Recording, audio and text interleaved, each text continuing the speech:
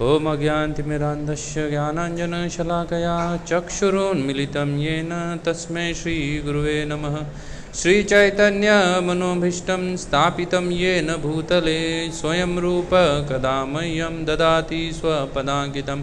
वन्देऽहं श्रीगुरु श्रीयुतः पदकमलं श्रीगुरुवैष्णवाञ्च श्रीरूपं सागरजातं सहगण रघुनाथान्वितं तं सजीवं साद्वैतं सावधूतं परिजनसहितं कृष्णचैतन्यदेवं श्रीराधा कृष्णपादान् सहगण ललिता श्रीविशाखान्वितं च। नमो विष्णुपादाय कृष्णप्रेष्ठाय भूतले श्रीमते भक्तिवेदांत स्वामिनीति नामिने। नमस्ते सरस्वती देवे गौरवाणी प्रचारिणे निर्विशेष शून्यवादी पाश्चात्यदेशतारिणे। नमो महावदन्याय कृष्ण प्रेम प्रदायते कृष्णाय कृष्ण चैतन्य नामिने गौरतिशे नमः। हे कृष्णा करुणा सिंधु दीनबंधु जगत्पते गोपेश गोपिका कांत श्रीराधा कांत नमस्तुते। तप्त कांचन गौरांगी श्रीराधे वृंदावनेश्वरी ऋषभानुसुते देवी प्रणमामि हरिप्रिय। वाञ्छा कल्पतरुभ्यश्च कृपा सिन्धुभ्येव च पतितानां पावनेभ्यो वैष्णवेभ्यो नमो नमः। जय श्री कृष्ण चैतन्य प्रभु नित्यानंद श्री अद्वैत गदाधर श्रीवासादि श्री गौरभक्तवृंद। हरे कृष्णा कृष्णा कृष्णा हरे हरे हरे राम हरे राम।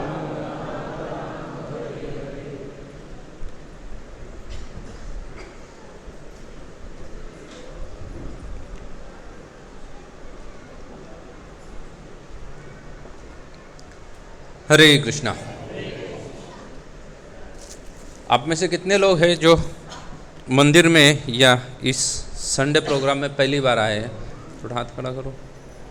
पहली बार आए हुए हैं, पहली बार प्रोग्राम में आए हुए हैं। अच्छा, काफ़ी सारे लोग जो नए हैं और बाकी सारे हैं जो पुराने हैं। तो जो भी लोग आए हैं वो सबसे, चाहे नए हो पुराने हो, पहली बार आ रहे या 100वीं बार आ रहे, सबसे एक ही निवेदन है कि आप जिस जगह पे बैठे हैं वहाँ पे अपना मुख को आप बंद रखिएगा। आप किसी के साथ कोई बात मत कीजिएगा। अगर आपको बात करनी है तो आप आके मेरे जगह बैठ जाइएगा, फिर आप बात कर सकते हो।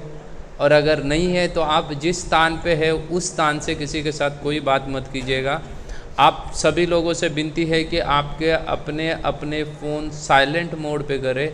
आगे का आधा घंटा हम जो भी चर्चा करेंगे उसमें आपके फ़ोन ने भी क्या नहीं करना चाहिए, डिस्टर्ब नहीं करना चाहिए। आपको अगर नहीं सुनना है तो आप उठ के बाहर जा सकते हैं, लेकिन जो सुन रहे हैं उनको आप क्या मत कीजिएगा, उनको परेशान मत कीजिएगा। उनको शांति से ध्यान दे के सुनना, कि उनको सुनाई दे, ये क्या है आप ध्यान रखिएगा, उनके ऊपर कृपा करके। तो आप में से कितने लोगों को पता है कि कल गीता की जयंती थी करके? कितने लोगों को पता है? अच्छा, काफ़ी सारे लोगों को पता है जो पुराने हैं। जो नए नए आए हैं उनको पता ही नहीं है, और जो पुराने भी है तो भी उनको पता नहीं है कि कल किसकी जयंती थी। भगवद गीता की जयंती थी। आज द्वादशी है, कल एकादशी थी। कल की एकादशी जो है वो मोक्षदा एकादशी नाम से कहलाती है, और मोक्षदा एकादशी के दिन ही भगवान कृष्ण ने अर्जुन को क्या बताया था? भगवद गीता का ज्ञान प्रदान किया था। जो ज्ञान 5000 वर्षों तक चलते हुआ अविरत उसकी धारा बहते हुई, वही भगवद गीता का ज्ञान हम तक पहुंचा है। और इस्कॉन संस्था के माध्यम से हम उसी ज्ञान को पूरे दुनिया में प्रसारित करने का प्रयास में लगे हुए हैं। पूरे संसार में उसी ज्ञान को प्रकाशित कर रहे हैं हम लोग, वही प्रदान करने के प्रयास में लगे हुए हैं। तो ये जो भगवद गीता है, इसके बारे में हम थोड़ा चर्चा करेंगे। आप में से कितने लोगों ने भगवद गीता पढ़ी है? देखो, हम में से कितने, कुछ ही लोग हैं जिन्होंने कम से कम पहला पेज खोल के पढ़ी है। जिन लोगों ने पढ़ी है, कितने लोगों ने पूरी पढ़ी है? पूरे 700 श्लोक परपट के साथ भगवद गीता खत्म की है पढ़ के। कुछ ही लोग हैं जिन्होंने भगवद गीता पूरी पढ़ी है। अन्य लोगों ने भगवत गीता पढ़ी तक नहीं है, उनको पता भी है या नहीं है पता नहीं है कि भगवत गीता नामक कोई ग्रंथ भी होता है करके। बहुत सारे लोगों को जो यहाँ से शुरुआत है। हम जब आध्यात्मिक जीवन के बारे में चर्चा करते हैं, आध्यात्मिकता में आगे जाना चाहते हैं, तो हमें ये तक पता नहीं होता कि उसके लिए क्या है ना, सिलेबस क्या होता है। जब आप स्कूल जाते हो तो स्कूल्स में कुछ सिलेबस होता है नहीं होता, और वही आपको वो स्कूल में पढ़ाया जाता है। तो वैसे ही जब हमें आध्यात्मिकता में प्रगति करने के प्रयास में जुड़े हुए हैं, तो आध्यात्मिक जीवन में प्रगति करने के लिए कुछ तो सिलेबस होना चाहिए, कोई तो पुस्तक होना चाहिए, या कुछ भी नहीं होके चलेगा, नहीं चलेगा ना। कोई तो पुस्तक होना चाहिए, कोई तो ग्रंथ होना चाहिए, जिसके द्वारा हम आध्यात्मिक जीवन में क्या कर सकते हैं, प्रगति कर सकते हैं। और वो पुस्तक या और वो जो ग्रंथ है जिसके द्वारा आध्यात्मिक जीवन में प्रगति की जा सकती है, उस ग्रंथ का नाम है श्रीमद् भगवद गीता। उस ग्रंथ का क्या नाम है? श्रीमद् भगवद गीता। अच्छा, यही ग्रंथ क्यों पढ़ना है? अन्य ग्रंथ जमेंगे नहीं क्या? अन्य भी तो इतने सारे ग्रंथ हैं, रामायण है, महाभारत है, बाकी बहुत सारी चीज़ें हैं, तो ये भगवद गीता ही सिर्फ क्यों पढ़नी चाहिए? अन्य ग्रंथों से भी तो काम चलना चाहिए ना। सिर्फ भगवद गीता पढ़ने की क्या आवश्यकता आके पड़ी है? तो देखो, आजकल है ना, आजकल सभी क्रैश कोर्स का ज़माना है ना। क्रैश कोर्स का ज़माना आ गया है। हर चीज़ कैसे चाहिए? कॉम्पैक्ट चाहिए, ज़्यादा लंबा नहीं चाहिए। आजकल तो लोग 3 घंटे की फिल्में भी नहीं देखते हैं। 3 घंटे की फिल्म मतलब वो फ्लॉप हो जाएगी। लोगों को फिल्म भी कितनी चाहिए? 2 घंटा 20 मिनट वगैरह ऐसी फिल्म चाहिए ना। 150 मिनट वगैरह में फिल्म ख़त्म हो जाए तो लोग खुश हैं। बड़ा वीडियो भी नहीं देखना चाहते लोग, वीडियो सब सेकंड्स में देखना चाहते हैं। 1 मिनट का वीडियो भी बोलते हैं कि इतना समय कौन देगा। पता नहीं कहाँ जा रहे हैं लोग, लेकिन क्या है, लोगों के पास समय है नहीं। आप देखो, जो लड़का ना खुद कमा रहा है, ना कुछ कारोबार कर रहा है, लेकिन वो भी जब बाइक चलाएगा ना तो वो बाइक 100 के स्पीड से चलाता है। पता नहीं कहाँ जाना है उसको। ना वो कुछ कारोबार कर रहा है, ना क्या कर रहा है, ना कोई जॉब कर रहा है। दोनों जगह नहीं जाना है उसको, लेकिन पता नहीं कहाँ जाना है, फिर भी क्या कर रहा है, वो भागता रह रहा है। ये आजकल का जीवन बन गया है। तो ऐसे परिस्थिति में कोर्सेज भी कैसे आने लगे हैं? क्रैश कोर्सेज आने लगे हैं। क्रैश कोर्सेज इतना तक हो गया कि लोगों को पहले जो क्रिकेट का टेस्ट मैच होते हैं ना 5-5 दिन के, बोलते हैं अभी ये नहीं चाहिए, किसके पास समय नहीं है 5 दिन देखने के लिए। अभी तो लोग वनडे क्रिकेट को भी ना बोलते हैं, बोलते क्या लाओ, इसलिए बोले देखो 2020 ला दिया, बोले 4 घंटे में ख़त्म। लोगों के पास क्या है, बोल रहे तुम्हारा जो भी कर्तव्य दिखानी है वो पूरा दिन भी नहीं दे सकते हम आपको, पूरा कर्तव्य आपका देखने के लिए। जबकि लोगों को क्रिकेट देखना पसंद भी क्यों ना हो, तो भी वो बोलते हैं कि ये 2020 लेके आओ, जिसमें क्या हो जाए, क्विक रिजल्ट आ जाए। आजकल लोग डॉक्टर के पास जाते तो भी क्विक रिजल्ट मांग रहे हैं। तो जब आपके पास समय ही नहीं है ये सब शास्त्र पढ़ने के लिए, तो आपको कोई क्रैश कोर्स की आवश्यकता है ना। जो क्रैश कोर्स करने से आपको क्या हो जाएगा, वही लाभ प्राप्त होगा जो लाभ आप अगर पूरा कोर्स करते तो लौट होता था। तो भगवद गीता वैसा क्रैश कोर्स बुक है, जो सिर्फ एक ग्रंथ आपको पढ़ना है। तो पूरा 4 वेद, 18 पुराण, 108 उपनिषद आदि कुछ नहीं पढ़ना है, सिर्फ एक पुस्तक पढ़ना है, वो है श्रीमद् भगवद गीता। और वो आपने पढ़ लिया तो भगवान भगवद गीता में स्वयं बोलते हैं कि ये जानने के बाद और जानने के लिए कुछ नहीं बचता है। भगवान स्वयं भगवद गीता में बोलते हैं कि अगर अर्जुन ये कोई जान लेता है ना, तो उसके जीवन में जानने के लायक और कुछ भी बचता है, बोले कुछ नहीं बचता है, बस ये इतना ही है, भगवद गीता ही पढ़ो, फिनिश। तो इसलिए हमें सब लोगों के लिए भगवान ने ये भगवद गीता प्रदान की है, क्योंकि भगवान जानते हैं कलयुग में आने वाले लोगों के पास इतना समय नहीं है। क्योंकि कलयुग के लोगों के बारे में तो वैसे ही श्रीमद् भागवतम कहता है, मंद सुमदे मंतियो मंद भाग्यात निबंधते प्राय न अल्पायुष। हमारा प्राय आयु कैसा है, अल्प है दीर्घायु हमारे पास नहीं है। प्राय हमारा आयु कैसा है, प्राय अल्प आयु है। और सिर्फ इतना ही नहीं, सिर्फ प्राय अल्प आयु है ऐसा भी नहीं है, इसके आगे भी कुछ चीज़ है। इसके आगे क्या चीज़ है, मंद सुमंद मतयो। हमारा मति कैसा है, मंद है। सिर्फ मति मंद नहीं है, क्या है हमारी मति सुमंद है। कलयुग के लोगों को अपने फायदा और हमारा नुकसान किस में है ये चीज़ नहीं समझती है। समझती है नहीं समझती है ना। कुछ लोग ही हाँ बोल रहे, बाकी लोग बोल रहे नहीं ऐसा कैसे कर सकते हैं, हमें तो समझता है कि हमारा फ़ायदा किस में है, हमारा नुकसान किस में। नहीं समझता है। आप में से बहुत सारे होंगे जो दूसरों को बताएंगे कि प्लास्टिक का उपयोग नहीं करना चाहिए, वो क्या है, हानिकारक है, बोलते हैं ना। लेकिन जब खुद कुछ सामान खरीदने जाते हैं तो क्या मांगते हैं उससे? समझ रहा है आपको आपका फ़ायदा और नुकसान किस में है? अगर समझता था तो नहीं मांगते थे आप उससे, लेकिन अगर नहीं समझ में आ रहा है, इसलिए जब खुद के ऊपर आती है तब हम उसको क्या नहीं कर रहे हैं, उसको जीवन में पालन नहीं कर रहे हैं। दूसरों के भले कितना ही बड़ा हम उपदेश देते, लेकिन जब हम खुद के जीवन में जब तक उसको पालन नहीं करते ना, इसका मतलब होता है कि उस चीज़ को हम अब तक क्या नहीं किए हुए हैं, समझे नहीं हैं। अगर उस चीज़ को हम समझते थे तो उसको अपने जीवन में क्या करते थे, पालन करते थे, उतारते थे। इसलिए कलयुग के लोगों के बारे में कहा है मंद सुमंद। सिर्फ मंद नहीं है तो ये लोग कैसे हैं, सुमंद है। उसके बाद क्या कहा गया है, मंद भाग्य। एक तो अल्पायु है, दीर्घायु है। कलयुग में सेंचुरी मार दी है तो उसका क्या आता है, फोटो आ जाएगा कि ये क्या जी ले, 100 साल तक जी ले करके। अच्छा, जो 100 साल तक जीता है उसके 1000 दुश्मन बन जाते हैं, उसके घर में सोचते हैं बूढ़ा अब तक मर क्यों नहीं रहा है, सोचते नहीं सोचते? यही हाल है कलयुग में, यही हाल है लोगों का कलयुग में। लोग यही सोचते हैं कि अब तक क्या है, अब तक चला क्यों नहीं गया है। लोगों का भाग्य इतना मंद है कि उनको समझता नहीं है कि कहाँ क्या चर्चा करनी चाहिए। आप में से कई सारे लोग किसी को अंतिम संस्कार में किसी के गए होंगे, बच्चे लोग तो नहीं, लेकिन जो भी बूढ़े चेहरे दिख रहे हैं अंतिम संस्कार में तो गए होंगे। अंतिम संस्कार में आप सोचो कि जो जाने वाला है उसके भले के बारे में कितने लोग बोलते हैं, कुछ नहीं बोलता है। अंतिम संस्कार में कुछ लोग जो रोने धोने वाले रहते हैं ना, वो चिता के नज़दीक रहते हैं, चिता जलाने का या अन्य कार्य करते हैं, चिता को सजाने का कार्य करते हैं। और कुछ लोग जो है ना वो थोड़ा दूरी पे खड़े रहते हैं और उनका दूरी पे चर्चा रहता है, वो अपना घड़ी देखते हैं, यार कब ख़त्म होगा, मैं हफ्ते डाल के आया था, जाना है मुझे, अभी तक चलता रहता है ऐसे ही चर्चा ना। उसको अपनी क्या है, अपना जॉब जाने की चिंता है, मरे हुए की चिंता नहीं है। वो फॉर्मेलिटी के लिए आया, इसलिए वो चिंतित है कि जितना जल्दी चाहिए क्या करो, इसको निपट लो, ताकि मैं क्या करूँ, मैं अपना आगे का काम क्या करूँ, कंटिन्यू कर पाऊँ। अगर ये नहीं करेंगे तो क्या चिंता करेंगे, बोले ये तो गया, लेकिन इसके क्या है, इसके 4 बेटे और 2 ही फ्लैट है, कैसे डिवाइड करेंगे, इसकी चर्चा चल रही है। वो जाने वाले का किसी को कुछ नहीं है। चर्चा किस चीज़ की है कि इसके पास क्या है, 2 ही फ्लैट है और बेटे कितने, इसके 4 बेटे हैं, कैसे इसको डिवाइड करेंगे। ये रियलिटी है। इसलिए कलयुग के लोगों को कहा है कि क्या है, ये लोग मंद है। सिर्फ मंद नहीं, सुमंद है। यह बराबर उसी तरीके से है जैसे आप अगर किसी, आप में पहले गए होंगे या कभी देखा होगा जहाँ पे वो चिकन शॉप रहते हैं ना, या मटन शॉप, जिसमें बकरे को काटा जाता है।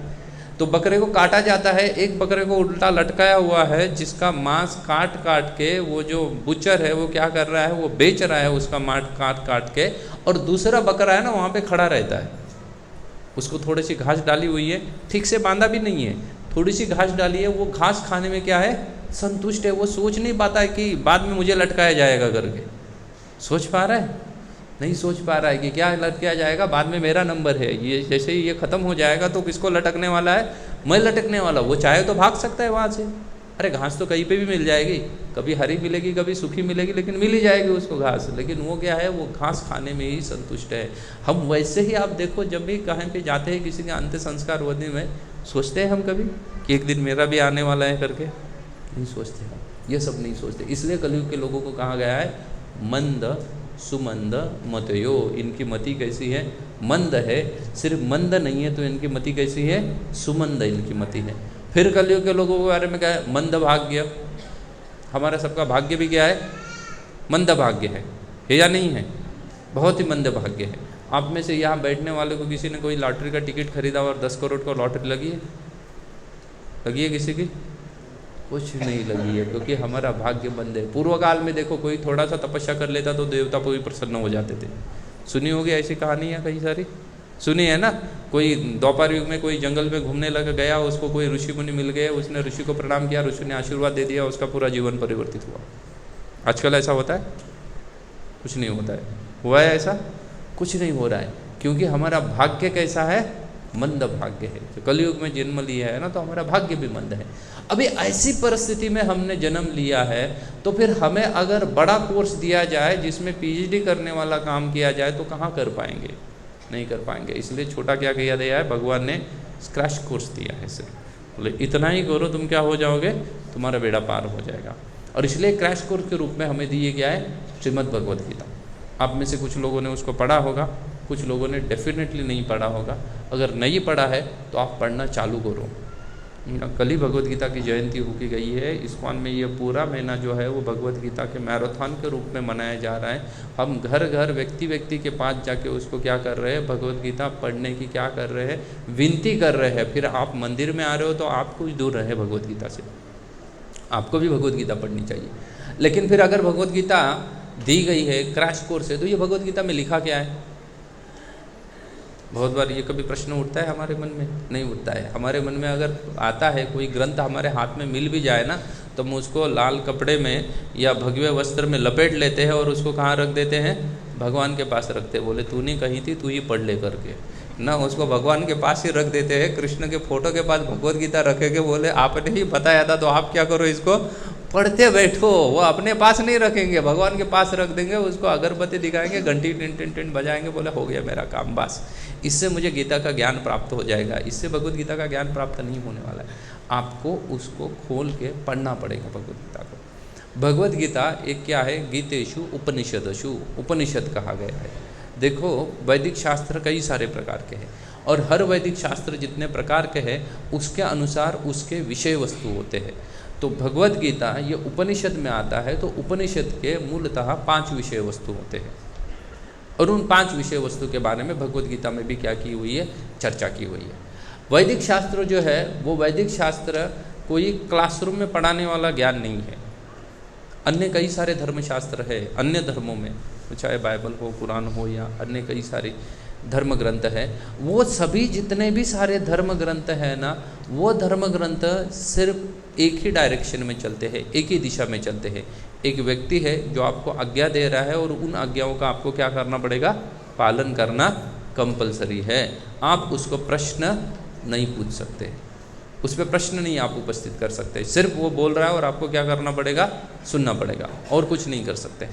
लेकिन वैदिक ग्रंथ जितने भी सारे हैं ना, वैदिक ग्रंथ ऐसे एक साइड से चलने वाले नहीं हैं। वैदिक ग्रंथ होते हैं ये दोनों तरीके से चलते हैं। अगर कोई उत्तर दे रहा है तो उसको प्रश्न पूछने वाला भी है, और वो प्रश्न पूछने वाला अपने हिसाब से कई सारे प्रश्न उपस्थित कर सकता है। और जो ज्ञानी है, ज्ञानी नाम तत्वदर्शिना, जो तत्व का दर्शन करने वाला जो ज्ञानी व्यक्ति है, वो उसके हर प्रश्न का क्या करता है? उत्तर देता है। जितने सारे प्रश्न वो व्यक्ति पूछेगा उस व्यक्ति के हर प्रश्न का उत्तर क्या है? दिया हुआ है। इसलिए ये मनुष्य के कल्याण के लिए है। वो अपना ओपिनियन नहीं दे रहा है, मनुष्य के कल्याण के लिए हर किसी को उसके अनुसार उत्तर मिल जाएंगे। इसलिए वैदिक ग्रंथ आप देखो, कोई तो प्रश्न पूछता है, कोई तो उत्तर देता है। भगवत गीता खोल के दे दो, अर्जुन प्रश्न पूछ रहे हैं, कृष्ण उसको क्या कर रहे हैं? उत्तर दे रहे हैं ना। अभी हाल ही में भारत में वर्ल्ड कप क्रिकेट हुआ था, कुछ समय पूर्व वर्ल्ड कप क्रिकेट हुआ। अभी आप देखिए ये पूरे जितना भी सारा वर्ल्ड कप क्रिकेट जो हुआ था, उस क्रिकेट मैच में जो मैचेस एकदम कट टू कट चलती है ना, एक ओवर में 10 रन करना है और एक ही विकेट चाहिए ना। अगर बॉलिंग टीम एक विकेट लेगी तो वो जीत जाएगी, या बैटिंग टीम को क्या करना है? एक ओवर बचा है जिसमें 10 रन करने हैं। ऐसी परिस्थिति में अगर 2 बैट्समैन जब क्रीज पे आते हैं तो क्या चर्चा करेंगे? क्या चर्चा करेंगे? कैसे करेंगे? वो रन कैसे लिया जाए उतना ही चर्चा करेंगे, या स्टॉक मार्केट का चर्चा करेंगे, खाने में क्या बना है उसका चर्चा करेंगे, बीवी के साथ झगड़े चल रहे उसका चर्चा करेंगे? किसी भी चीज़ का चर्चा नहीं करेंगे। वो सिर्फ चर्चा करेंगे कि रन कैसे बनाए जाए, क्योंकि एक ही ओवर है और उनको 10 रन बनाने। तो अभी आप सोचो, भगवान कृष्ण अर्जुन कहाँ पे उपस्थित है? युद्ध भूमि में उपस्थित है। युद्ध भूमि का मतलब होता है, युद्ध का मतलब होता है, युद्ध के सिर्फ 2 परिणाम निकलते हैं, या तो विजय होता है या मृत्यु होती है। पूर्व काल में जो युद्ध थे ना, वो आजकल के युद्ध की तरह नहीं है। प्रभुपाद बोलते हैं महाभारत का युद्ध जो है ना, प्रभुपाद बोलते हैं इट्स एन जेंटलमैन वॉर। यह क्या है? यह पढ़े लिखे लोगों के बीच का युद्ध है। बोले आज के लोग पढ़े लिखे होके भी क्या है? अनपढ़ गंवार जैसे हैं, क्योंकि युद्ध में वो लोग मारे जाते हैं जिनका युद्ध के साथ कोई संबंध नहीं होता है ना। एक देश दूसरे देश के ऊपर क्या करता है? मिसाइल डाल देता है, उससे बम डाल देता है, शहर पे डाल देता है। वो शहर में बैठे हुए व्यक्ति को, बेचारों को पता भी नहीं कि युद्ध चालू हो गया करके, और वो बेचारा मारा चला जाता है। ये कोई युद्ध का तरीका हो गया? पूर्व काल में ऐसा नहीं था। जिनको युद्ध करना है वो लोग पहले डिसाइड करते थे कि मैं पार्टिसिपेट करूँगा करके युद्ध में। अच्छा, फिर उसके बाद क्या है? तो एक जगह तय की जाती थी। बोले आम जनता को तकलीफ हो ऐसी जगह नहीं चाहिए, वो क्या चाहिए? कोई मैदान चाहिए, और वहाँ पे जाके वो लोग युद्ध करेंगे। तो किसी को तकलीफ है उसकी? किसी को तकलीफ नहीं दे रहे। इसलिए प्रभुपाद बोलते हैं ये जितने भी सारे युद्ध थे ना, इट्स एन जेंटलमैन वॉर। तो ऐसी परिस्थिति में युद्ध जब होता है तब उसके सिर्फ दो ही परिणाम निकलते हैं, या तो व्यक्ति विजय होगा या उसकी क्या हो जाएगी, मृत्यु हो जाएगी। तो आप सोचना, जब जीवन और मृत्यु के बीच में भगवान कृष्ण और अर्जुन आके अगर कुछ चर्चा कर रहे हैं तो वो किस चीज़ के बारे में चर्चा करेंगे? वो जीवन को कुछ बहुत ही महत्वपूर्ण विषय के ऊपर चर्चा करेंगे जो हमारे जीवन में पालन करने लायक योग्य है। अन्य चीज़ों के ऊपर चर्चा करेंगे क्या? नहीं करेंगे। अन्य चीज़ों के ऊपर चर्चा नहीं करेंगे।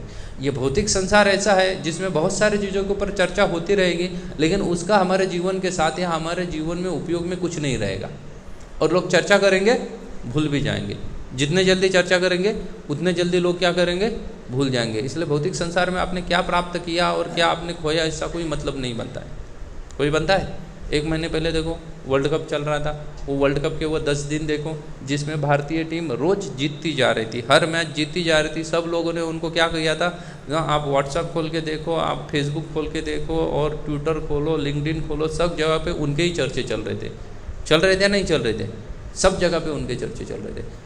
एक मैच हार गए वो लोग। कितना मैच हारे? एक मैच हारे। उसके बाद किसी ने उनके बारे में चर्चा की? क्यों उनके बारे में चर्चा नहीं की है? अभी तो बोल रहे लोग उनको निकाल दो करके, वो कुछ काम के नहीं है। जिनका इतना गुणगान चल रहा था, जस्ट एक मैच हार दिए, लोग क्या बोल रहे हैं, उनको निकाल दो। तो वो एक मैच को अंग्रेजी में कहा गया है, बाइबल कहता है द जजमेंट डे। हमारा आखिरी दिन जो है ना, वो कैसे होने वाला है उसके ऊपर निर्भर करता है हमारे पूरे जीवन की सफलता। बाकी जीवन भर आपने क्या किया ना, उसका कोई मतलब नहीं बनता है, वो आखिरी दिन का मतलब बनता है।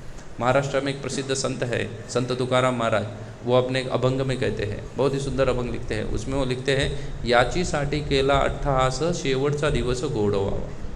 बोले मैंने पूरे दिन पूरे जन्म भर इतना सारा प्रयास किया है एक ही चीज़ के लिए, और वो चीज़ क्या थी? आखिरी दिन कैसा होना चाहिए? स्वीट होना चाहिए। और अगर नहीं हुआ इंडियन टीम का, सब लोग भूल गए उनको। वो उसके बाद जस्ट 1-1.5 महीना ही हो गया, 1 ही महीना हो गया होगा शायद, 19 को था ना, पिछले नवंबर के 19 को फाइनल थी, और आज क्या है, आज 24 तारीख है, तो 1 महीना मोटा मोटी हुआ है।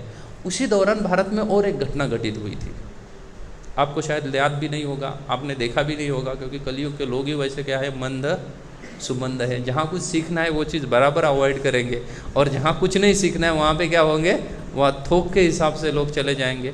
और एक घटना घटित हुई थी भारत में, एक प्रसिद्ध व्यक्ति का क्या है ना, मृत्यु हुआ उसी समय में।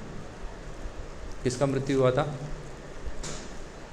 पिछले 1.5 महीने में एक व्यक्ति का मृत्यु हुआ है। वैसे तो भारत में कई सारे लोग मरते ही रहते, बोले कौन जाने कौन मर गया था, है ना। 1 महीने में तो बोले हम खुद मर जाए तो भी भूल जाएंगे, हम मर गए थे करके हमें लोग भुला देंगे, तो उसको कौन याद रखे।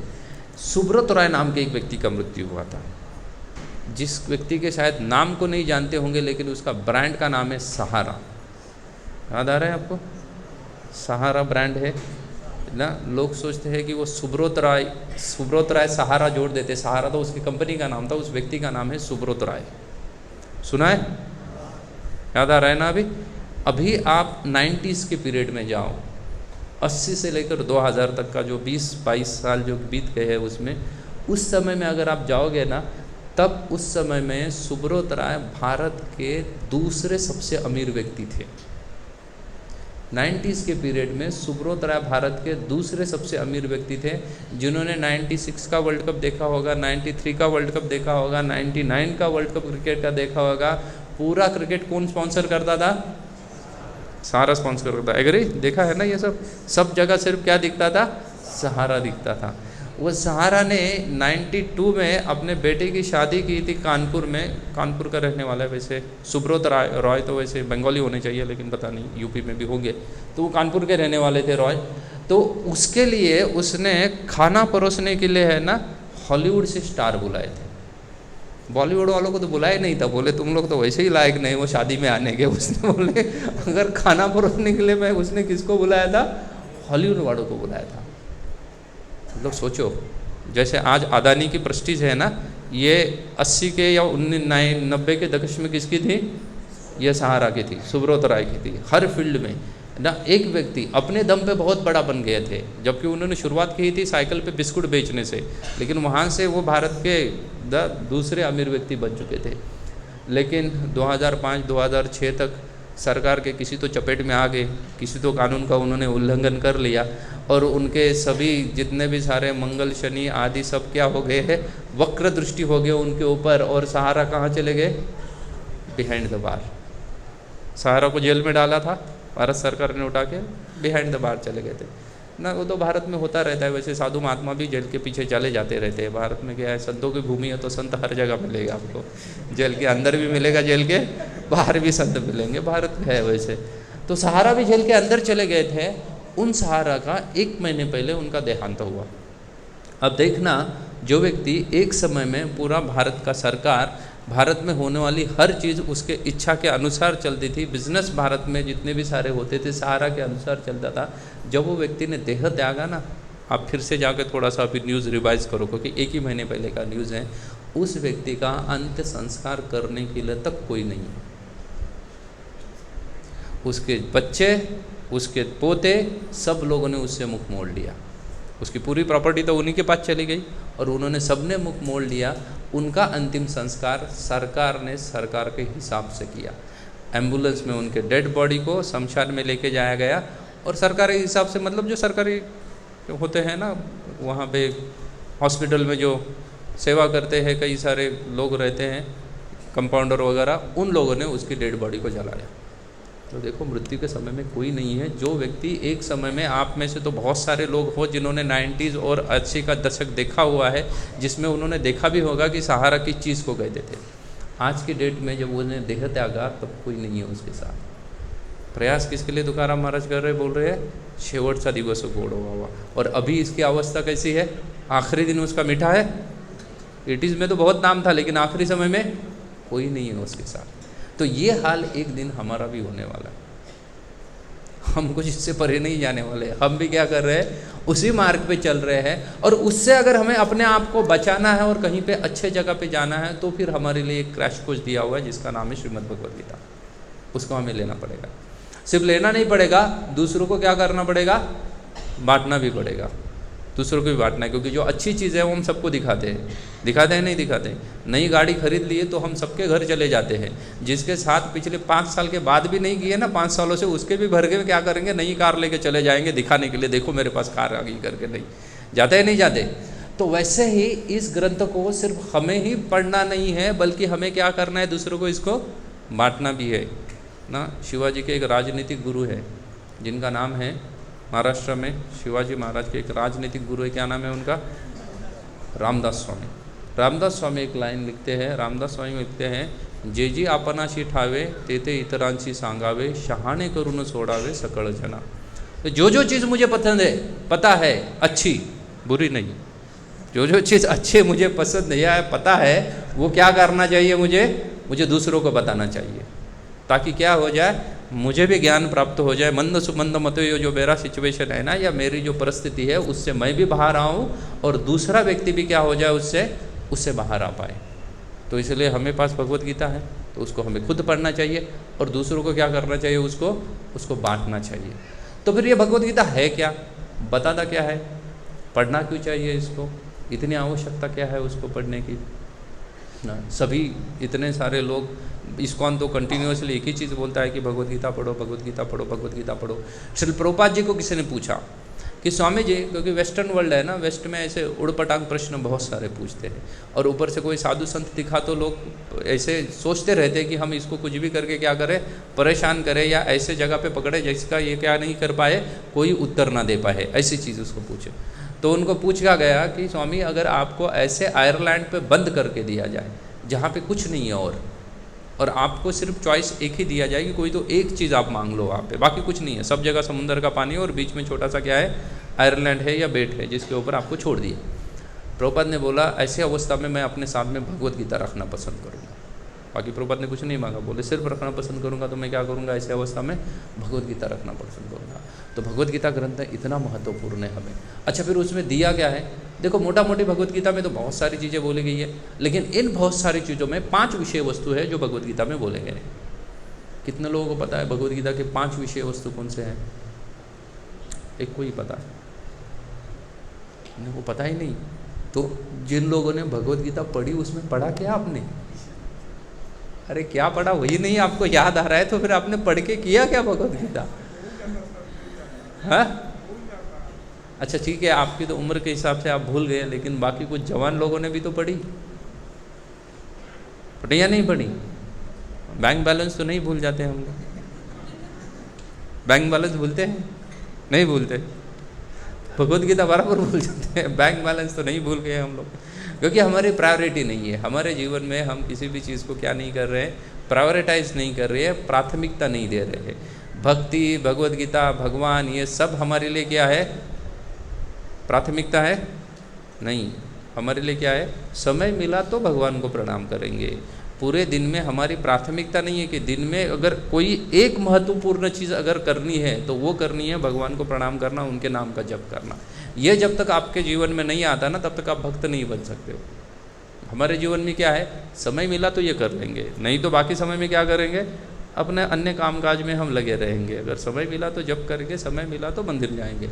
लेकिन पहली चीज़ अगर मंदिर जाना हो, पहली चीज़ अगर जप करना हो, तो आपकी बाकी सब चीज़ें क्या हो जाएंगी? ठीक हो जाएंगी। तो फिर हम भगवद गीता के ऊपर चर्चा कर रहे थे। भगवद गीता में लिखा क्या है? तो वहीं से शुरुआत है। बहुत सारे लोग बोले हमने भगवद गीता पढ़ी है, क्योंकि हम क्या है ना, ये हमारा दोष नहीं, ये कलयुग के हम जैसे पढ़ के आए हैं ना, हमारा पढ़ाई का ही वैसा दोष है। कलयुग पूर्व काल में जब गुरुकुल होते थे ना, तो वहाँ की पढ़ाई अलग होती थी। अभी जो हमारी पढ़ाई है ना, वो एकदम बेकार पढ़ाई है, जिसमें किसी को कुछ पढ़ाया नहीं जाता है, ना ही व्यक्ति कुछ पढ़ता है। ना आप बताइए, पासिंग मार्क्स कितने होते हैं? कितना होता है पास करने के लिए? 35 पासिंग मार्क्स होते हैं 10वीं तक, 12वीं तक। 12वीं के आगे जाओगे तो 40 मार्क का पासिंग होता है, बराबर ना? कॉलेज गए होंगे आप लोग तो पता होगा कि 40 मार्क का पासिंग होता है। अभी मेडिकल में भी 40 मार्क्स का पासिंग है। कितने मार्क्स का है? 40 मार्क्स जिसको मिल जाए वो पास हो जाएगा। अभी आप बीमार गिर गए हो, आपके हार्ट का ऑपरेशन करना है, बहुत कुछ बड़ा प्रॉब्लम आया आपके हार्ट में, डॉक्टर ने आपको लिटा दिया टेबल के ऊपर, ऑपरेशन टेबल के ऊपर, और उस डॉक्टर को पूछो तुम्हारे डिग्री दिखाओ। उस डॉक्टर ने डिग्री दिखाया, उसके ऊपर उसको परसेंटेज कितना है? 40। सरकार के हिसाब से तो डॉक्टर है, लेकिन वो मार्क्स बता रहे हैं कि 60% उसको कुछ नहीं पता है, उसको सिर्फ कितना पता है? 40% पता है, और अभी आपका हार्ट वो ओपन करने वाला है। क्या करोगे आप? क्या करोगे बताओ? करवाओगे उससे ऑपरेशन ना? बड़ा टेंशन वाला काम है ना। लेकिन कलयुग ऐसा ही है, जितने सारे पढ़े लिखे हैं ना, वो क्या किए हैं, उसमें से 99% जो है ना, वो 40, 45, 50 मार्क लेके निकल चुके हैं, और बाकी के 50 मार्क कुछ नहीं आता है उनको। तो फिर ऐसी पढ़ाई जीवन भर अगर व्यक्ति ने की है, स्कूल कॉलेजेस में यही पढ़ के आया है, तो वो शास्त्र भी वैसे ही पढ़ेगा, और शास्त्र भी ऐसे ही पढ़ेगा, तो उसको कहाँ ध्यान में रहने वाला है कि शास्त्र में पढ़ा क्या है ना? आज पेपर लिख के आया, सुबह पेपर बच्चा लिख के आता है, उसको शाम को पूछो कि इसके बारे में, उसी विषय वस्तु के बारे में उसको कुछ नहीं पता है, कुछ आता ही नहीं उसको उसके बारे में। तो ऐसे पढ़ के जब आएंगे, और हम अगर भगवद गीता भी ऐसे ही पढ़ेंगे, तो हमें क्या रखने वाले हैं? क्या ध्यान में रहने वाला है हमारे? कुछ रहने वाला है ध्यान में? कुछ नहीं रहने वाला है। हमें भगवद गीता वास्तव में पढ़नी पड़ेगी कि इसमें ये जो ग्रंथ है, इसको मेरे अपने जीवन में उतारना है। अगर ये सोच के जब आप उसको पढ़ने लगोगे ना, तब आपके उसमें से विषय समझ में आएंगे कि भगवान क्या बोल रहे हैं। जब तक आप आपके जीवन में नहीं उतारने का प्रयास करोगे ना, तब तक आपको कुछ समझ में नहीं आएगा। आता है कुछ समझ में? कुछ समझ में नहीं आएगा। वो ऐसा ही होता है कि आप जब आजकल कारों से, बस से जब जाते हो ना, तो रास्ते के किनारे कई सारी एडवर्टाइजमेंट लगी रहती है ना, लेकिन आपको पता भी नहीं होती कि कौन सी कंपनी की क्या एडवर्टाइजमेंट लगी हुई है। लेकिन जो चीज़ आपको खरीदनी है उसका देखो, उसकी एडवर्टाइजमेंट आपको हर जगह दिखाई देगी, आप बराबर उसको ढूंढ लेगे, क्योंकि आपका उसमें क्या है? रुचि है। वैसे ही अगर आप भगवद गीता में रुचि रख के अगर उसको पढ़ोगे ना, तब आपके समझ में आएगी कि भगवद गीता में 5 विषय वस्तु के बारे में बोला है, सभी जगह पे बोला है पूरा ग्रंथ में। ये कोई सिलेबस नहीं है कि एक विषय खत्म हो गया तो दूसरा, दूसरे के बाद तीसरा। इसमें सिर्फ विषय वस्तु कितने हैं? 5। ये 5 विषय वस्तु टोटल 700 श्लोकों में बोले हैं। भगवान कृष्ण और अर्जुन का संवाद है जिसके टोटल श्लोक संख्या है 700 और उसमें विषय कितने बोले गए हैं? तो 5 ही बोले गए हैं। उसमें से पहला विषय वस्तु जो बोला गया है वो है आत्मा। व्यक्ति जब तक अपने आप को नहीं जानेगा तब तक वो जीवन में कभी भी यशस्वी नहीं हो सकता है। अगर किसी को जीवन में यश प्राप्त करना है तो सबसे पहले आवश्यकता है उसको किसको जानने की? अपने को जानने की आवश्यकता है, चाहे वो आध्यात्मिक जीवन हो या भौतिक संसार हो। अगर भौतिक संसार में भी अगर आप अपने आप को नहीं जानोगे कि मेरे वीकनेसेस क्या है, मेरी स्ट्रेंथ क्या है, ये अगर आप नहीं जानोगे तो आप होगे सक्सेसफुल नहीं होगे। जिस बच्चे को पढ़ाई में ही इंटरेस्ट नहीं है और वो सोच रहा है मैं IAS ऑफिसर बनूंगा, होगा वो कभी नहीं होने वाला है। मैं प्रचार करता हूँ तो कई सारे बच्चे मेरे पास आते हैं। मैं पुणे में एक प्रचार कर रहा था, एक लड़के को ऐसे ही कुछ क्वेश्चन पूछ रहा था। मैंने उसको बोला क्या कर रहे हो? बोल रहा मैं क्या कर रहा हूँ, कॉम्पिटिटिव एग्जाम की तैयारी कर रहा हूँ, UPSC एग्ज़ाम दे रहा हूँ। मैं बोला अच्छी बात है UPSC एग्ज़ाम दे रहे हो। मैंने उसको पूछा तुम्हारे कक्षा में कभी फर्स्ट आए थे क्या? वो बोला नहीं आया था। मैं बोला तेरे कक्षा में 60 विद्यार्थी बैठते हैं जिसमें तू फर्स्ट नहीं आता है। बोले यहाँ पे 16 लाख विद्यार्थी बैठते हैं और लेते हैं उसमें से सिर्फ 60 लोगों को, मतलब लगभग 60,000 या 70,000 लोगों में कितने को ले रहे हैं? एक व्यक्ति को ले रहे हैं। तो 60 में फर्स्ट नहीं आ पा रहा है तो 70,000 में निकल आएगा। बोले क्या कॉन्फिडेंस है तेरा, इतना कॉन्फिडेंस लाते कहाँ से हो तुम लोग ना? वो बच्चा सोचने लगा, बोले ऐसा भी कैलकुलेशन होता है क्या ना? ऐसा ही होता है। अगर तो 60 बच्चों में पहला नहीं निकल आ पा रहा है तो 70,000 में आ जाएगा, ऐसा सोच के आ गया ना। कितना कॉन्फिडेंस है लोगों के बीच में। ये प्रॉब्लम क्यों है हमारे पास? क्योंकि हम किसको नहीं जान रहे हैं? हम खुद को नहीं जान रहे हैं। और खुद को ना जानने की वजह से क्या हो रहा है? ये सभी समस्याएं हो रही है ना, ऐसी समस्याएं हो रही है क्योंकि हम खुद को नहीं जान रहे। इसलिए भगवत गीता में पहला ही विषय वस्तु है आत्मा के बारे में। भगवान बोल रहे हैं कि आप पहले खुद को जानो कि आप ये शरीर नहीं हो, क्या हो? आप एक आत्मा हो। ये शरीर आपका क्या हो जाएगा? नष्ट हो जाएगा, लेकिन जीवात्मा नष्ट नहीं हो सकता है। आप नष्ट नहीं होने वाले हो, क्योंकि बोले यही आप जिस शरीर में हो वो भी आपका और 5-6 साल के बाद नहीं रहने वाला है। रहने वाला है 5-6 साल के बाद। मेरे स्कूल का फ़ोटो अगर मैं दिखाऊंगा ना आपको, आप कोई पहचान नहीं पाओगे। 60 स्टूडेंट में मैं कहाँ पे खड़ा हूँ करके पहचान पाओगे? नहीं पहचान पाओगे, क्योंकि वो शरीर है ही नहीं मेरे पास अभी। वो शरीर 3 फुट का था, ये 7 फुट 6 फुट का हो गया। बहुत बड़ा डिफरेंस हो गया है, 3 फीट का तो डिफरेंस हो गया है। उस शरीर में मैं था तो लगभग ना 20-25 किलो वजन था, अभी 80 किलो हो गया। बहुत बड़ा डिफरेंस हो गया है ना, बहुत बड़ा डिफरेंस है। पहचान पाएंगे? नहीं पहचान पाएंगे हम लोग, क्योंकि हमारा शरीर क्या है? परिवर्तनशील है, वो बदल रहा है, नित्य बदल रहा है। उसके बाद मृत्यु के बाद ये छोड़ देंगे, पूरा का पूरा नया ले लेंगे। तो इसलिए भगवान बोल रहे पहले खुद को जानो, अपने बारे में जानो ना, आत्मा के बारे में जानो। अच्छा ठीक है, बोले चलो आत्मा के बारे में जान लिया, एक चीज़ तो समझ में आ गई। बोले आत्मा के बारे में जान लिए तुम खुद को जान लिए तो तुम बैठे तो नहीं रहोगे या बैठे रहोगे? कुछ तो कार्य करोगे ना, बैठे तो नहीं रहेंगे ना, सोते नहीं रहेंगे। सो तो सकते भी नहीं है वैसे। आज भी 7-8 घंटे से ज़्यादा सो लगेगा तो वो उसको शरीर पेन करने लगेगा, करेगा या नहीं करेगा? शरीर खुद तकलीफ देने लगेगा। हम इस संसार में सुखी नहीं रहने वाले हैं, ये गारंटेड है।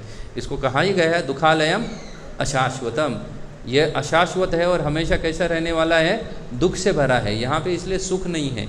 एक कवि लिखता है अगर आपको 2-3 घंटे का सुख चाहिए ना तो आप सो जाओ। सोने से आप ज़्यादा से ज़्यादा 4-5 घंटा आपको अच्छा लगेगा। 6-7 घंटा सो जाओगे ना तो आपकी गर्दन अटक जाएगी, कमर अटक जाएगी और कहीं कुछ तो ना हवा भर जाएगी। हुआ है आपका एक्सपीरियंस है? 6-7 घंटा अगर आप लेटे रहो तो आपके बॉडी दर्द करने लगती है ना।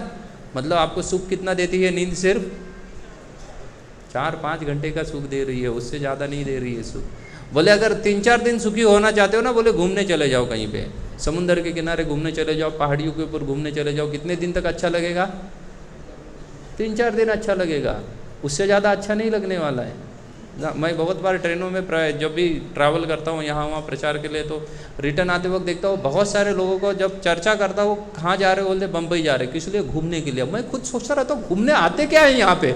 मैं यहाँ परेशान हूँ, बम्बई में बैठा हुआ हूँ और ये बोल रहे हम बम्बई घूमने के लिए आ रहे। उनको पूछता हूँ कि घूमना कहाँ घूमना है तुमको बम्बई में, और ऐसा कौन सी जगह है वो मुझे बताओ कि जहाँ तुम घूमने के लिए आ रहे हो। बोला बम्बई की एक जगह नहीं है जहाँ मुझे बोलो कि यहाँ चलो तो मैं बोलूँगा नहीं जाना है मुझे वहाँ पे। बोला ना मुझे वहाँ लोकल में चढ़ना है ना वो ट्रैफिक में फंसना है, मुझे बिल्कुल नहीं जाना है वहाँ से।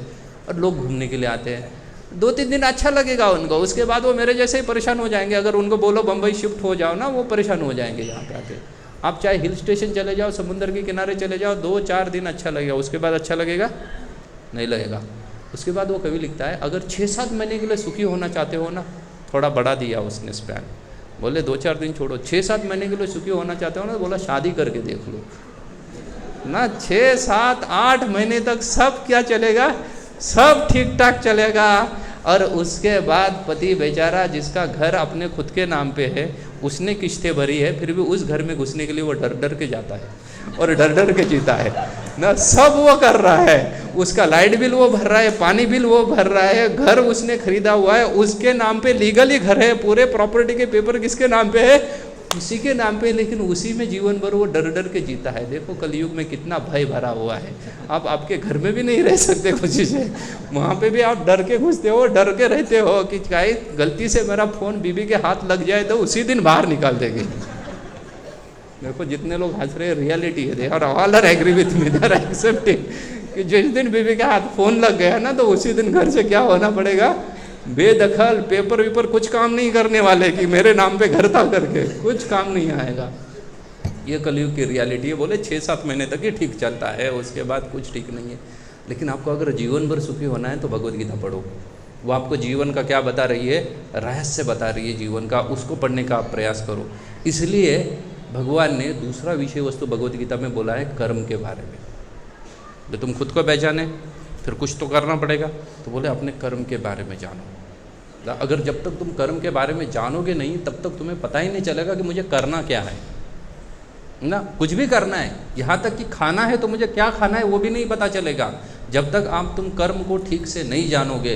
इसलिए भगवान ने भगवद गीता में दूसरा विषय वस्तु क्या दिया है, कर्म से दिया है। देखो अपने जीवन से निगड़ित है या नहीं है, हमारे अभी के रोज़मर्रा के जीवन से क्या है, निगड़ित है।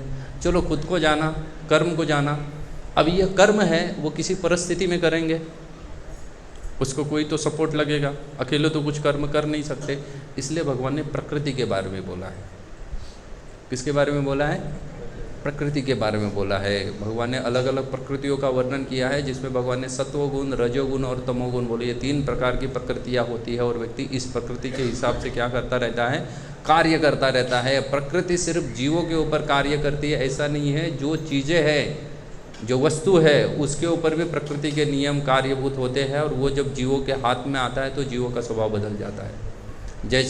जैसे अगर पिस्टल है वो रजोगुण में है, वो जिसके हाथ में आता है ना, वो व्यक्ति भी रजोगुणी बन जाता है। बन जाता है नहीं बन जाता, देखो जिसके हाथ में हथियार है वो क्या बन जाता है, रजोगुणी बन जाता है। वो रजोगुण कहाँ पे था, वो हथियार में था, वो उसके पास भी आ गया। तो इसलिए प्रकृति के बारे में भगवान चर्चा करते हैं। अभी भगवान ने प्रकृति के बारे में चर्चा की है, आपके बारे में चर्चा की है।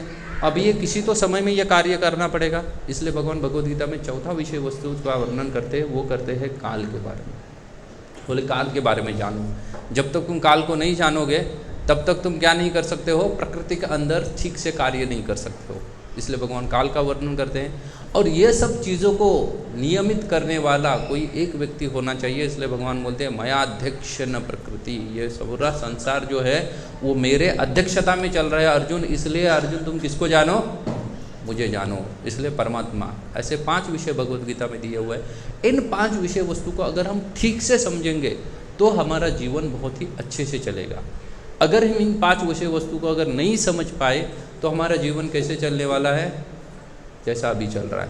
खुद के घर में भी घुसने से क्या लगेगा, डर लगने लगेगा कि घर में भी नहीं जा सकते हैं। तो ऐसा ही चलने वाला है। देखो ना कितना भय है हमें, कितना इतने भयभीत है हम जीवन में रह रहे हैं, इतने भयभीत रह रहे हैं कि हमारा हर चीज़ में हमें क्या है, भय है, हर चीज़ में भय। तो ऐसा जीवन हम जीने से अच्छा है कि आप भगवद गीता पढ़ लो और भय मुक्त हो जाओ। भयभीत जीवन तो जी रहे हम लोग, जी रहे नहीं जी रहे। मेरे फ़ोन में कुछ नहीं है, मेरा खुद का ना अकाउंट है, ना अकाउंट है तो उसके ऊपर 0 बैलेंस है, 0 बैलेंस। उसके बाद भी मैं अपने फ़ोन को पासवर्ड डाल के रख रहा हूँ। क्या दर्शा रहा है, ये भय दर्शा रहा है। भय किसके लिए पासवर्ड डालो? ऐसे जिसके पास 10 करोड़ रुपए वो भला पासवर्ड डाले रखे तो चलो समझ भी में आ जाता है। मेरे पास तो 1 रुपया नहीं है फिर भी मैं पासवर्ड डाल रहा हूँ। ये क्या दर्शा रहा है हमारा? सिर्फ दर्शा रहा है कि हमारा भय दर्शा रहा है, भय। आपके मोबाइल में तो हर ऐप को भी पासवर्ड डाल के रखा होगा आपने, रखा है नहीं रखा है? हर ऐप को पासवर्ड है। कुछ है उसमें जो पता चलने से बहुत कुछ नुकसान होने वाला है आपका? नहीं है। लेकिन हम इस संसार में क्या है, भय जीवन जी रहे हैं, भय के अंदर। और पूरा संसार देखो, वैसे ही संसार में इतनी सारी परेशानियाँ चल रही है। अभी आज के डेट में भी पूरे संसार में कम से कम 4 युद्ध चल रहे नहीं चल रहे। वो रशिया यूक्रेन का अब तक शांत नहीं हुआ, फिर से ये इधर गाज़ा में कुछ तो चालू हो गया है, और कुछ देशों के बीच में सॉफ्ट कोल्ड वार चल रहा है। इंडिया पाकिस्तान तो चलता ही रहता है था, उसमें कोई कमी आई है ना। कभी डिक्लेयर्ड वार है, कभी अनडिक्लेयर्ड वार है, लेकिन वार कंटिन्यूसली चल रहा है। तो जीवन में कहीं पे भी मनुष्य समाज में शांति नहीं है। और उसमें अगर हम शांति प्राप्त करना चाहते हैं तो हमें क्या पढ़ना पड़ेगा, भगवत गीता पढ़ के उसको जीवन में उतारना पड़ेगा। जब तक आप भगवत गीता को अपने जीवन में नहीं उतारते हो ना, अपने निजी जीवन में नहीं उतारते हो, तब तक आप जीवन को सुख समृद्धि या शांति से जीना भूल जाओ, वो होने ही वाला नहीं है। क्योंकि ये जो संसार है इसके बारे में ही कहा गया है कि ये संसार कैसे है, ये संसार जो है वो दुखालयम अशाश्वतम है। यहाँ पे जो मूल चीज़ है, जो मूल वस्तु है वो है दुख, और दूसरी चीज़ है अशाश्वत। अशाश्वत मतलब दुख जाके सुख नहीं आने वाला है। दुख जो तरीके हैं ना दुख देने के, वो बदलते रहते हैं। जो तरीके हैं दुख देने के वो क्या होते रहते हैं, वो तरीके बदलते रहते हैं, बाकी कुछ नहीं होता है। बाकी हमारा जीवन पूरा का पूरा क्या है, ऐसे ही चला जा रहा है। क्यों चल रहा है कुछ नहीं पता चल रहा है। आप देखो ना, आप बच्चे थे तो कुछ स्कूल जाते थे नहीं जाते थे, ज़बरदस्ती स्कूल भेजा जाता था। 25 साल के हो गए कैसे तो फिर स्कूल ज़बरदस्ती गए, फिर कॉलेज ज़बरदस्ती गए, उसके बाद जॉब करने लगे, जॉब करने के बाद आपकी शादी करवाई गई, शादी करने के बाद फिर से बच्चे को ज़बरदस्ती स्कूल भेज रहे हो। अच्छा, बच्चे को ज़बरदस्ती स्कूल भेजा, फिर बच्चे की एजुकेशन की चिंता करो। 25 साल पहले खुद के एजुकेशन की चिंता, अभी किसके एजुकेशन की चिंता बढ़ी है, बच्चे के एजुकेशन की चिंता। 25 साल पहले खुद के जॉब की चिंता थी, अभी किसके जॉब की चिंता है, बच्चे के जॉब की चिंता है। 25 साल पहले खुद के लिए लड़की ढूंढ रहे थे, अभी किसके लिए ढूंढ रहे हैं, बच्चों के लिए। वो भी बच्चे अच्छे हैं तो, नहीं तो उतना काम वो खुद ही कर लेते हैं, आपको उसका परेशानी नहीं देंगे, तो उसके लिए ढूंढ रहे हो। उसके बाद 25 साल पहले, 25 साल के पहले या 50 साल पहले, अभी तो 50, बच्चे की शादी हो गई तो 50 साल पहले खुद ज़बरदस्ती स्कूल गए, 25 साल पहले बच्चों को ज़बरदस्ती स्कूल भेजा, अभी पोते को लोग फिर से स्कूल चल दिया दादा ना। पहले खुद के एजुकेशन की चिंता, फिर बच्चे के एजुकेशन की चिंता, अभी किसके एजुकेशन की चिंता कर रहा है, पोते के एजुकेशन की चिंता कर रहा है। पहले खुद के जॉब की चिंता थी, फिर बच्चे के जॉब की चिंता कर रही है, अभी किसकी चिंता कर रहा है, जॉब के, पोते की जॉब की चिंता क्या किया इस व्यक्ति ने, और क्या करने वाला है ये जीवित रह के भी। नहीं लगता है धरती पे बोझे करके व्यक्ति, लग रहा है ना। और ये सब में हम सभी लोग हैं, हम सब ये कैटेगरी में है, एक बोझ के सामान ढो रहे हैं, सिर्फ एक गधे के सामान क्या कर रहे हैं, जीवन जी रहे हैं। यहाँ से हमें क्या करना पड़ेगा, थोड़ा सोचना पड़ेगा, यहाँ से बाहर निकलने का प्रयास करना पड़ेगा। और यहाँ से बाहर निकलने के लिए भगवान ने हमें क्या कर दिया, एक क्रैश कोर्स दिया है, जिसका नाम क्या है, श्रीमद् भगवद गीता।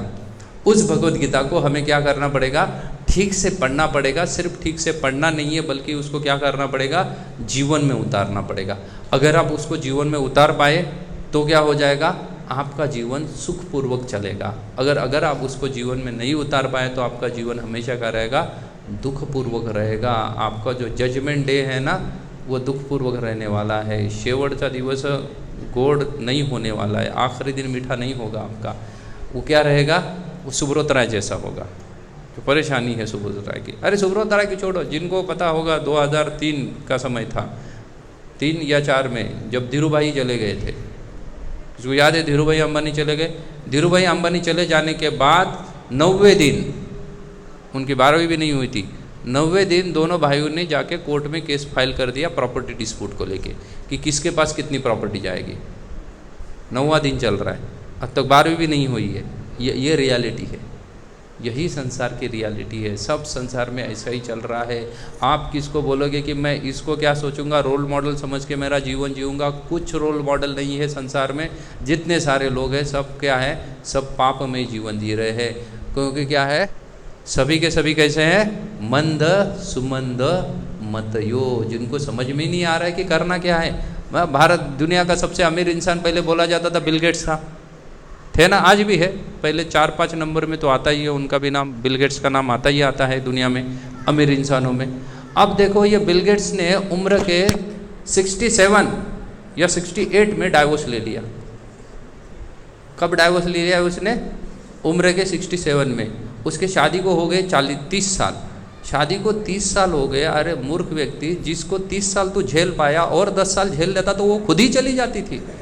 क्योंकि अगर तू 67 का हो गया तो वो भी 65 की हो गई है, 10 साल के बाद तो वही खुद निपटने वाली है। फिर भी इसने छोड़ दिया। नहीं कहते इसको मंद बुद्धि? कहते हैं ना, अगर 30 साल जिसको झेला तो उसको 10 साल झेलने के। और फिर अंग्रेजी में एक कहावत है, प्रैक्टिस मेक मैन परफेक्ट।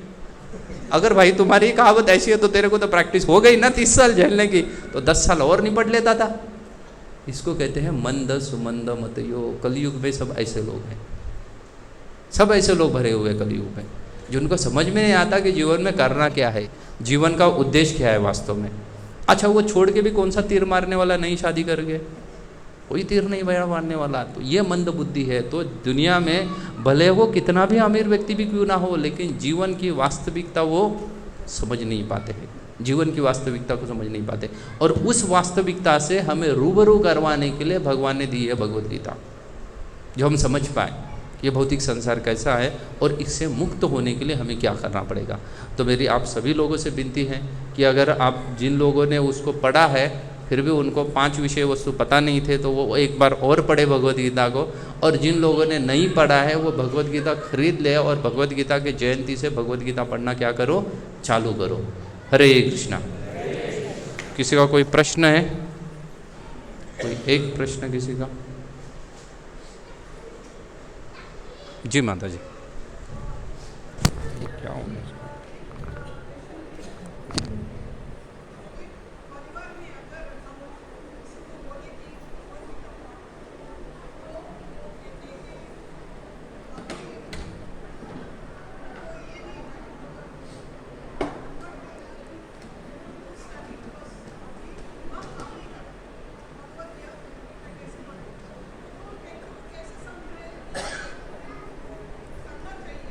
देखो, चैतन्य चरितामृत में कहा गया है, आपरिता आचरता प्रभु जगह सिखाए।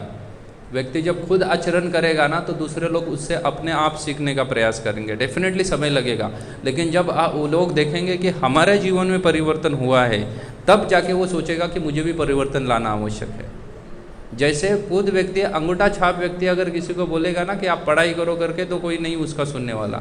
लेकिन कोई वो किसी बड़े डॉक्टर को देखेगा और बोलेगा कि ये डॉक्टर जैसा मुझे बनना है तो पढ़ाई करनी पड़ेगी, क्योंकि उसने रिजल्ट देखा है।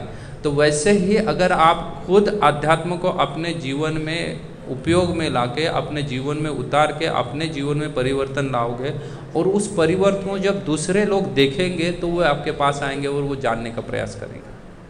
तो आपको पहले खुद को उतार के खुद के जीवन में परिवर्तन लाना है। ये ऐसे बहुत बार होता है। मेरे पास तो कई सारे लोग आते हैं, कई सारे लोग आते हैं, खास करके इतने सारे जो युवा बैठे हैं ना, वैसे लोग आते हैं जिनका उम्र रहता है 30-35 के बीच में। 30-35 के बीच वाले लोग आते हैं, मियाँ बीवी दोनों आते हैं, उनके साथ एक 4-5 साल का बच्चा रहता है, और मेरे पास आके बोलते हैं हमारे बच्चों को समझाओ। मैं उनको पूछता हूँ, भाई क्या समझाना है वो पहले मुझे समझाओ, तो मैं इसको समझाऊँ कि क्या समझाना है तुम्हारे बच्चे को। तो एक ऐसा ही परिवार आया था, साउथ इंडियन परिवार था, उन्होंने बोला हमारे बच्चों को समझाओ। मैं बोला भाई पहले मुझे समझाओ, इसको क्या समझाना है तो मैं समझा दूँ इसको। तो वो माता बोलने लगी कि ये है ना, मेरी सुनता नहीं है। वो पिता भी बोला कि ये हमारी सुनता नहीं है करके। तो मैं बोला अच्छा ठीक है, मैं समझाता हूँ इसको कि आपकी सुना करे, लेकिन उसके पहले मैं जैसे पूछ रहा हूँ वो मैं माता को पूछा उस बच्चे की कि आप आपके पति का कितना सुनती है। वो बेचारी चुप बैठ गई, कुछ नहीं आंसर था उसके पास। वो जो उसका पति था ना, मैंने उसको पूछा, बोला आप आपके पिता का कुछ सुनते हो? उसके पास भी आंसर नहीं था। मैं बोला तो आप आपके पति का नहीं सुन रहे हैं ना, आप आपके पिता का सुन रहे हो, तो आप क्यों एक्सपेक्टेशन करते हो कि आपका बच्चा आपकी बात सुने करके? क्यों आपका अनवांटेड एक्सपेक्टेशन है उससे? अगर आप आपके बाप बाप की सुनते होंगे तो फिर आप बराबर हो कि आपके बच्चे ने आपकी सुननी चाहिए। तो वैसे ही अगर जब हम फॉलो करेंगे ना, तो फिर वो बच्चों को बताने की ज़रूरत नहीं पड़ती कि हमारी सुनो करके, क्योंकि वो देख रहा है ना मेरा पिता उसके पिता के सामने हाथ जोड़ के खड़ा रहता है ना, वैसे ही वो आके आपके सामने हाथ जोड़ के खड़ा रहेगा, बोले ना आदेश दे दो पिताश्री कौन सा पहाड़ उठाना है करके। लेकिन वो देख रहा है ये पिता ने क्या कर दिया, अपने बाप को घर से बाहर निकाला। बेटा सोच रहा है बस यही परंपरा है, मुझे खाली बड़ा होने दो बस, तो मैं वही करूँगा ना, जो बाप ने सिखाया वैसे ही करूँगा। तो इसलिए हमें अगर खुद पालन करेंगे ना तो दुनिया सब सीखेगी ना। आपको ऐसा विशेषता लगता होगा कि लोग हमारे पास आते हैं या मंदिर में आते हैं, साधुओं से बोलते हैं कि आपसे भगवद गीता सीखनी है। तो हमारे पास कोई दैवी शक्ति है? कोई दैवी शक्ति नहीं है। खाली इतना ही है कि हम पिछले बहुत सारे सालों से उसको अपने जीवन में उतारने के प्रयास में लगे हुए हैं, इसलिए लोग आके हमको बोलते हैं कि आपसे हम सीखेंगे करके कुछ। तो आप वैसे ही उसको जीवन में उतारने के प्रयास में लगे रहेंगे, आपके जीवन में उतारेंगे, तो आपको किसी को बोलने की आवश्यकता नहीं, लोग खुद होके आपके पास आएंगे, बोलेंगे हमें सीखनी है करके। ठीक है माता जी, हरे कृष्णा। और किसी को कुछ पूछना है? ओके, किसी को कोई प्रश्न नहीं है तो मैं यहीं पे अच्छा, वो एक माता जी।